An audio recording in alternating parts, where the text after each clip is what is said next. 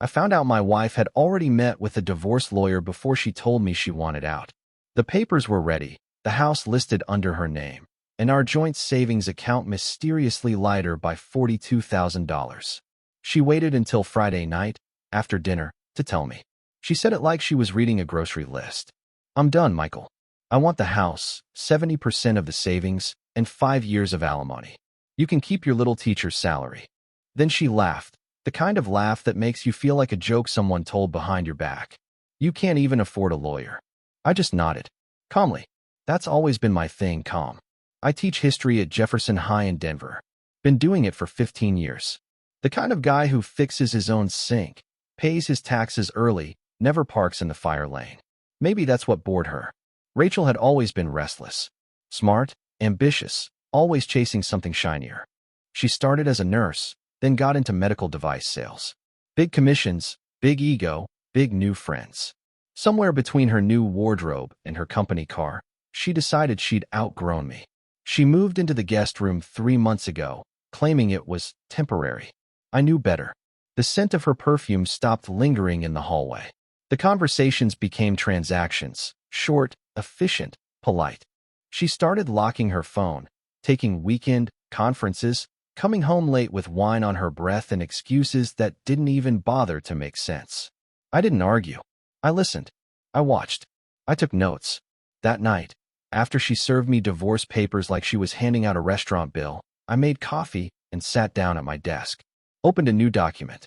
At the top, I typed 3 words, document. Prepare. Wait. I started with the bank records, every transfer, every withdrawal. Then I checked our mortgage, our joint accounts, the insurance policies she probably thought I never paid attention to. She'd already moved some assets under her sister's name. I downloaded everything and backed it up twice. The next morning, Rachel acted like nothing had happened. She smiled, made her smoothie, and asked if I'd signed the papers yet. I told her I needed time to review. She laughed again, that same careless tone. "Sure, Professor. Take all the time you need. But don't drag this out. I've got a good lawyer. And you? Well, you've got your books." She was right about one thing. I didn't have a lawyer. Not yet. But I had something better. Patience. That weekend, I called an old student of mine. He'd graduated 10 years ago, top of his class, went on to Yale Law. Now he worked for one of the biggest firms in Colorado. When he picked up the phone and heard my name, he laughed. "Mr. Collins? My favorite teacher? What can I do for you?" I told him. When Rachel walked into court 3 weeks later and saw who was standing beside me, her smile froze. Her face said everything words couldn't. Shock, confusion, fear.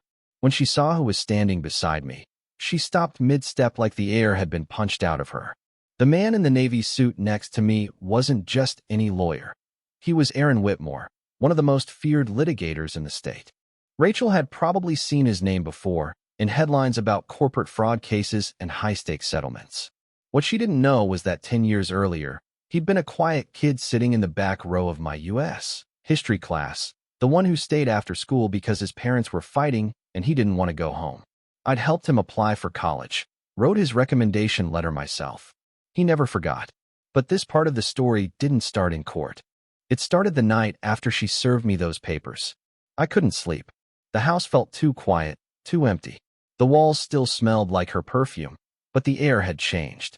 I opened my laptop again, this time checking the metadata on our shared accounts. Transfers to her sister, yes, but also recurring payments to a company I didn't recognize, Argon Solutions LLC. I looked it up. A shell company, registered 2 months ago. Its listed address. The same building as her new boyfriend's medical practice. That was the missing piece. She wasn't just leaving. She was covering tracks. Over the next 2 weeks, I kept my routine. I taught my classes, graded papers, smiled when colleagues asked if everything was fine. At home, I became a ghost. Quiet, invisible, deliberate. Every word I didn't say became a brick in the wall I was building. I gathered every piece of paper, every message, every transaction that smelled like deceit. I saved screenshots to an encrypted drive and mailed copies to myself for timestamp proof. When I met Aaron at a downtown cafe, I laid it all out, calmly, methodically. He didn't interrupt, just listened, his expression unreadable. When I finished, He said one sentence that changed everything. "You've got her." He took over from there. Investigators, forensic accountants, legal filings. I kept teaching. Rachel thought my silence meant defeat. She flaunted her new life, posting pictures with her colleagues at wine tastings and charity events, pretending not to notice that I'd stopped reacting. She didn't understand that silence isn't surrender. It's preparation. So when she walked into court expecting to humiliate me, expecting me to stand there alone, she wasn't ready for Aaron Whitmore to rise beside me, nod at the judge, and place a thick folder on the table labeled Exhibit A. That was the first time I saw fear in her eyes. Her expression changed the moment Aaron spoke. The judge asked for preliminary remarks, and Aaron began outlining the timeline, every word measured, every fact sharp enough to draw blood. He presented documents I had quietly collected over months, bank statements, forged signatures, emails that proved Rachel had moved money under false pretenses. Her attorney tried to interrupt, claiming those documents were taken without consent. Aaron didn't even look at him. He simply handed the judge a notarized affidavit confirming that all records were legally obtained through shared accounts and verified IP addresses. The judge nodded. Rachel's lawyer sat down. That's when I finally looked at her. She was fidgeting with her bracelet, eyes darting toward her attorney, silently begging him to do something. But there was nothing he could do. The foundation of her plan was collapsing under the weight of evidence she didn't think I was capable of gathering. That's the thing about people like Rachel. They mistake quiet for weakness, patience for surrender. They don't realize silence can be the sharpest weapon of all. I remembered the night I first suspected she was hiding something. She'd come home from a work event. Her perfume mixed with a scent I didn't recognize, cheap cologne. She slipped into the shower without saying a word. I stood in the kitchen, staring at her phone left on the counter. I didn't touch it. I didn't need to. The pattern was already there. The distance, the secrecy, the sudden confidence of someone rehearsing a new life. I started preparing that night, not out of anger but clarity. Aaron called it tactical patience. He said most people lose because they react too early. I didn't. I waited until every thread led back to her. Argon Solutions, the fake consulting company, wasn't just a front. It was used to funnel commissions through her boyfriend's business, money technically belonging to the hospital she worked with. Fraud, not divorce, was about to become her real problem. When Aaron presented that discovery, the courtroom went silent. Rachel's face drained of color. Her attorney asked for a recess. The judge granted 10 minutes. Rachel didn't move. She just sat there, staring at the floor, finally realizing this wasn't a negotiation. This was accountability. And it had only just begun. During the recess, I stayed seated, calm and silent, while Rachel's lawyer whispered urgently in her ear. I didn't need to hear what he was saying. The tremor in her hand told me enough. Aaron leaned toward me and said quietly that we were ahead. The documents we'd submitted had already triggered a response from the court clerk. Bank fraud was now on the record. He said the next move wasn't legal. It was psychological. Let her speak. Let her dig deeper. When the hearing resumed, Rachel's lawyer tried to pivot, painting her as the victim of a controlling husband. He described me as obsessive, meticulous, a man who kept detailed logs of his wife's behavior. He was right about the meticulous part. But what he didn't know was that those same notes, those same logs, were time-stamped proof of her deceit. Dates, transactions, withdrawals, all aligned with her new company's activity. When Aaron handed the court a printed timeline, the judge's eyebrows lifted slightly. The story was clear. Rachel hadn't just left a marriage, she'd built a fraud around it. I watched her crumble from across the room. Every piece of evidence was a mirror she couldn't look into. When she finally spoke, her voice was smaller than I remembered. She said she never meant for things to go this far, that she'd been misled by someone she trusted. The judge asked if she meant the man connected to Argon Solutions. She hesitated, then nodded. Aaron didn't smile, didn't gloat. He simply noted for the record that her admission confirmed participation in financial misconduct. I thought I'd feel triumphant watching her unravel. I didn't. It wasn't joy I felt, it was distance. Like watching a stranger's life fall apart through glass. The woman I married was gone long before this courtroom. What sat across from me now was someone else entirely. Someone who believed she could play a game without understanding who she was up against. The judge called a recess for the day, pending financial verification. Aaron stood, collected his notes, and told me we'd done enough for now. As we walked out, Rachel tried to meet my eyes, searching for something familiar. Anger, pity, maybe even regret. I gave her nothing. Just silence. Sometimes that's the loudest answer of all. That night, I didn't go home. I drove for hours instead, past the edges of the city, through stretches of highway that reminded me of the years before Rachel, before everything became complicated. I stopped at a gas station near Boulder, bought a black coffee, and sat in the car listening to the quiet hum of the night. My phone buzzed twice, once from Erin, confirming that the financial department was freezing her accounts pending investigation, and once from a number I didn't recognize. The message was short. "You've made your point. Let's talk." It was her. I didn't respond. Talking was how she'd always pulled control back. Every fight we ever had ended with me trying to explain myself, while she turned it into another test of loyalty. Not this time. Silence was my new language, and she hated it. The next morning, Aaron called with an update. He said the forensic team had found transactions linking Rachel's boyfriend's business to multiple clients in violation of hospital policy.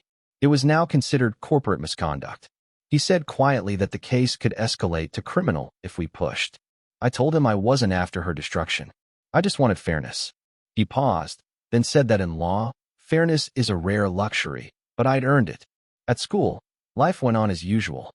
My students still argued over history debates, still groaned when I assigned essays. None of them knew their teacher was sitting on a financial investigation that could end careers. That duality, being completely ordinary on the outside while everything inside burned, was strange comfort.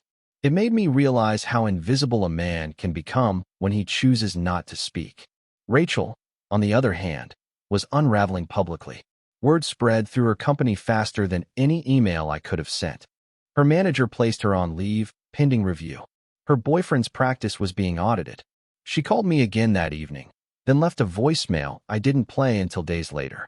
In it, she said she never wanted things to go this far, that she was willing to settle quietly if I'd agree to drop the filings. Aaron listened to the voicemail and said, "She's not trying to make peace. She's trying to survive."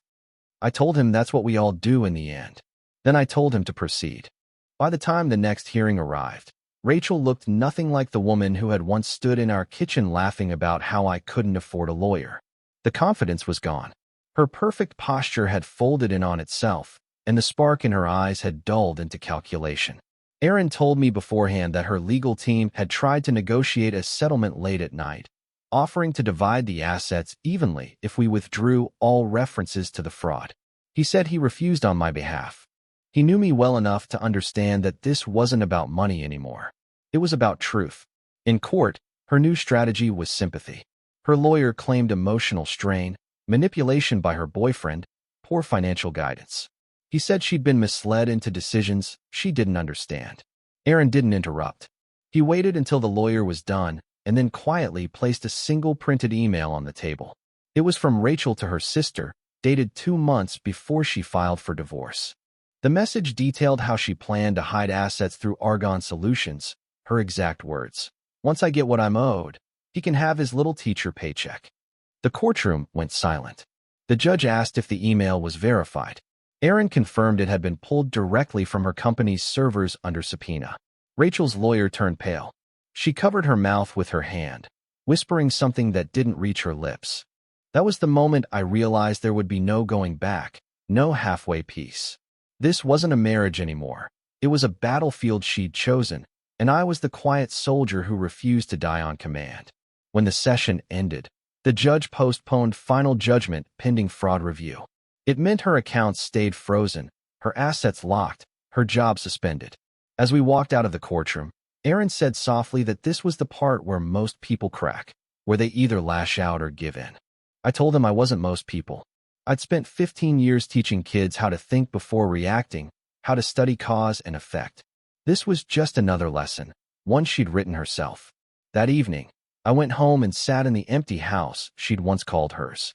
The silence didn't bother me anymore. It sounded like justice waiting to breathe. The next few weeks felt like moving through a storm I had already mapped out.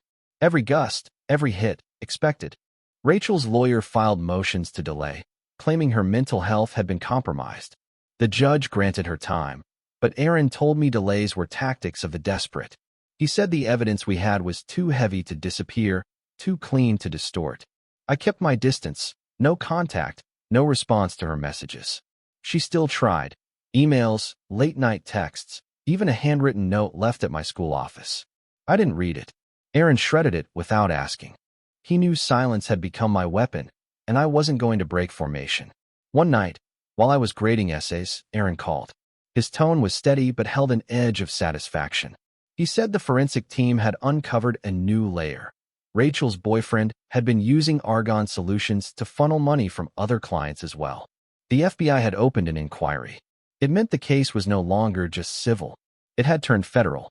Aaron said this development could shift the divorce entirely in my favor.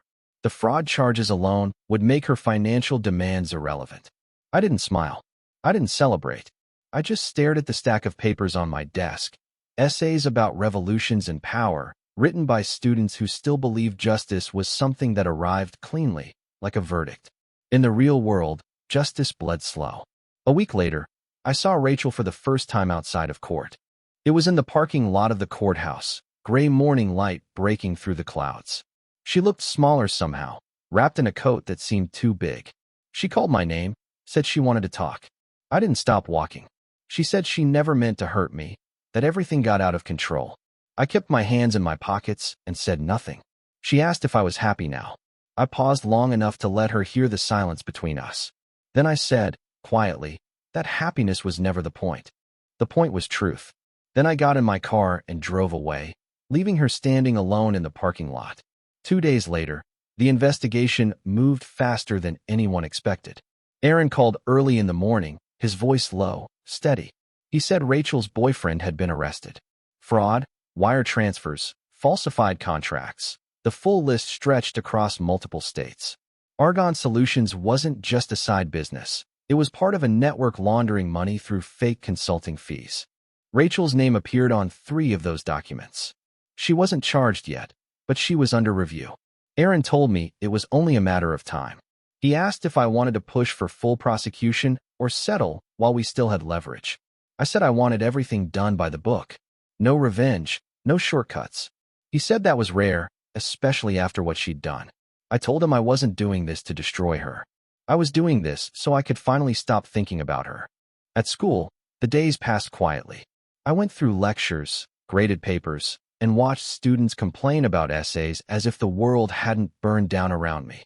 It felt strange, normal life continuing while mine had been dissected in courtrooms and legal filings. But that's the thing about truth. It doesn't stop the world, it just clears your view. By the next hearing, Rachel's attorney came alone. She didn't show. The judge announced she'd filed a written statement requesting to settle. She agreed to relinquish all claims to the house, the savings, and future alimony. In exchange, I would not press for additional charges beyond what the state was already pursuing. Aaron looked at me for confirmation. I nodded once. The judge signed the agreement. Just like that, it was over. When we left the courthouse, Aaron said most people want a moment of triumph. Something cinematic. A door slam, a speech, maybe a drink to celebrate. I told him I didn't need any of that. The win was in the silence that followed, the kind of quiet that feels earned. That night, I packed her remaining things into boxes and left them on the porch. I didn't open a single drawer, didn't read a single note.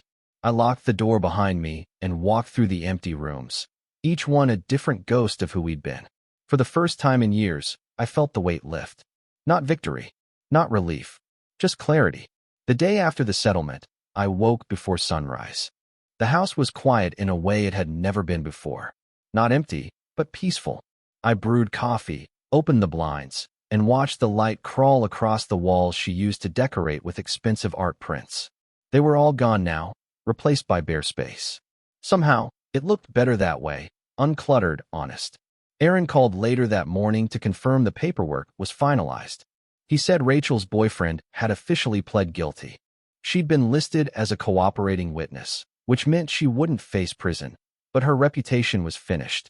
Her company had terminated her. The fraud investigation had reached federal press releases. Her name was in them. He said it gently, but he didn't need to soften it. I already knew. I thought about calling her, not to gloat, not to forgive, but just to end the silence properly.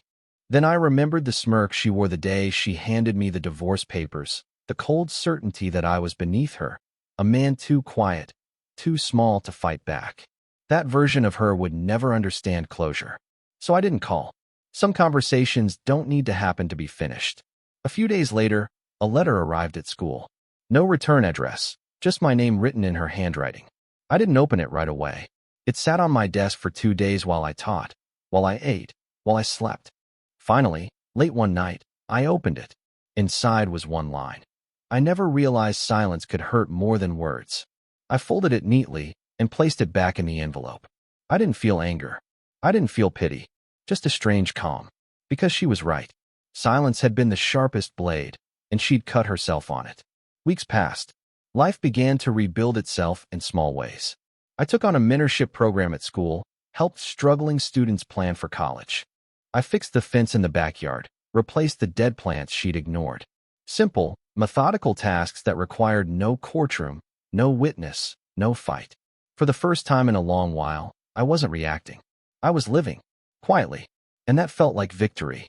A year passed before I saw her again. It happened by accident, at a grocery store on a rainy Saturday morning. I was standing in line with a basket full of simple things, coffee, bread, eggs, when I heard my name. I turned, and there she was. Rachel. She looked different. Not worse, just smaller. The sharp edges were gone. The confidence she once wore like armor had been replaced with something fragile.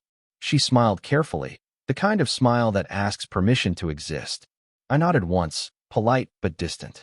She said she'd moved to a smaller apartment across town, that she was working part-time, trying to rebuild. I listened quietly, offering no sympathy, no judgment. When she finished, she said she hoped I was doing well. I told her I was. She nodded again, eyes lowering, and said it was good to see me. Then she left. No dramatic ending. No apologies that could fix anything. Just two people who used to share a life, now reduced to strangers passing through the same checkout line.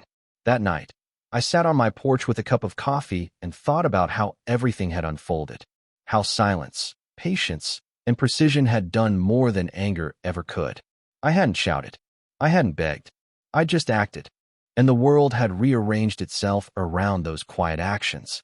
Aaron called a week later to tell me he was leaving the firm, starting his own practice. He said my case had reminded him why he'd gone into law in the first place, to defend the people no one expects to fight back. I wished him luck and told him he didn't owe me anything. He said he did. He said I'd taught him, back in that classroom, that history always favors the patient strategist, not the loud conqueror. After we hung up, I watched the sunset fade into darkness.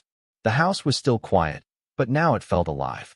Every board, every shadow, every inch of space finally belonged to me. There was no bitterness left, no need for closure. Just a steady calm. People think revenge is loud, that it needs fire, shouting, or destruction. They're wrong. The most complete kind of revenge is quiet. It's rebuilding your life so cleanly, so deliberately, that the people who tried to break you have to live knowing they only built your strength. And that's exactly what she did. Support the channel by liking, commenting, and subscribing. I promise even more interesting stories.